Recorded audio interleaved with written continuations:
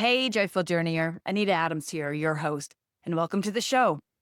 Have you ever reflected on how you got onto a particular path in life? Perhaps you are somewhere you never imagined you would be, and you look back and marvel at how you got here. Well, the other day, I was thinking about how I got onto this spiritual path, and I realized with a bit of shame at first that my spiritual journey started with a desire for financial success. Let me tell you a little bit about that story. It was early in the days of building my skincare business, which I was doing on the side of running my nonprofit arts organization that I had founded. I noticed that all the women having huge success in their skincare businesses were also talking about and praising God for their success. Truthfully, I was turned off by all the God talk. Whenever God was mentioned in a post by one of these women, my eyes would roll and I would stop reading. And I'd mutter things like, keep your religion to yourself and God has nothing to do with your success. You're probably just a really good salesperson. I was really deeply skeptical of people who spoke openly about God, especially on social media. It wasn't that I was against God or religion. As a child, I went to church. As a young adult, I explored a few different expressions of Christianity, and I prayed from time to time. I just had a hard time with people bringing God into their public lives. I'm not even sure why. I just didn't like it. But there was something about these women in my skincare business that I couldn't ignore. They kept attracting more clients and partners. Eventually, I found myself wondering, what if there's something here I'm missing? There was one woman in particular I found myself drawn to. Her name was Debbi. She was the top earner in our company, but that wasn't what kept my attention. She seemed genuinely joyful, grounded, and generous.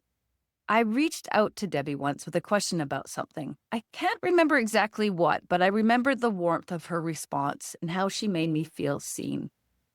Looking back, I think I mistook what I was attracted to. I thought it was her success, but that wasn't it. The world is full of very successful people, and most of them don't pull me in. What I was really drawn to was Debbi's presence and the peace that she seemed to carry. Sometime after that, I hired Lisa Marie, who is a business coach who also happened to be deeply spiritual and naturally brought God into our conversations. Lisa Marie learned that I liked spending time in nature, so she started talking about my walks in nature as my God walks. She didn't suggest I try calling them God walks. She simply referred to them that way as though it were the most natural thing in the world, as though, of course, when you're walking in nature, you're walking with God. She encouraged me to use this time in nature to talk with God and to listen. So I did. I wandered the trails, talking out loud, sharing what was on my mind, on my heart, my worries about my business, my excitement over a new idea, my fears, my gratitude. Then I'd fall silent and simply listen. I really liked this notion of nature walks being God walks. I liked it because it was private. It was just me and God in the forest. No church needed, no intermediary required, no judgment received. It felt like permission to have my own relationship with God instead of someone else's version of it. For the first time, I felt like maybe God wasn't waiting for me in a church. Maybe God had been walking beside me all along. It was this time in nature, walking with God, that things really began to shift in my life. Not all at once, of course.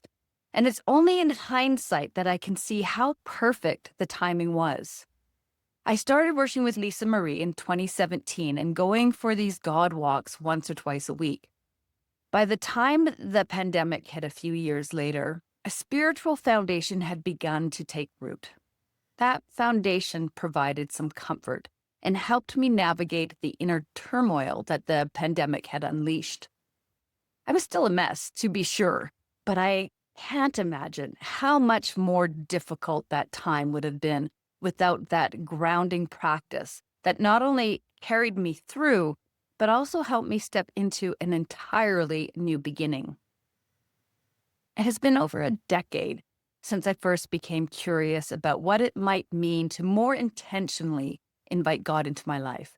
And nearly as long since I hired Lisa Marie, who gently encouraged me to explore my spiritual life. I began my spiritual journey hoping it would help me become more successful financially. Instead, it gave me something far more valuable. The inner work has brought a depth of peace I never knew was possible. I used to fly off the handle over the smallest disturbances, like being cut off in traffic or not being able to find my phone as I was running out the door. Those moments still happen, but they no longer have the power to hijack my day. I've discovered a wellspring of joy that doesn't depend on circumstances. A walk through my field, for instance, just watching the wind move through the trees or the clouds slowly taking shape across the sky can leave me completely mesmerized. My relationships have become more loving. I've been with my husband for over 40 years, married for 32. And today, our relationship is filled with more love, respect, and playfulness than ever before. The voice of my inner critic has softened.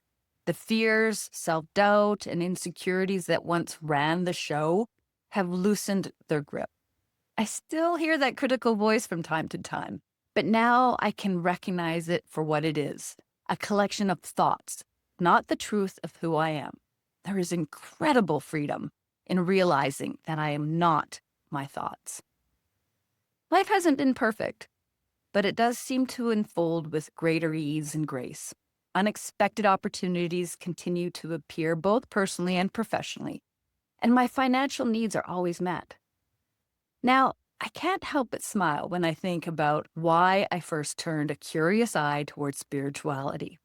At first, I felt a little embarrassed that my motivation was financial success, but I've let that shame go. Does it really matter what first opened the door? I'm simply grateful that I walked through it. I'm curious, what first opened the door for you? Maybe you've been on a spiritual path for years. Maybe you've just begun to ask questions, or maybe you simply feel like there's something more, even if you can't quite put words to it yet. And if you're a nature lover like me, perhaps the next time you head out for a walk, you might try thinking of it as a God walk. You don't need a destination or an agenda. Just bring yourself, your thoughts, your questions, and see what unfolds.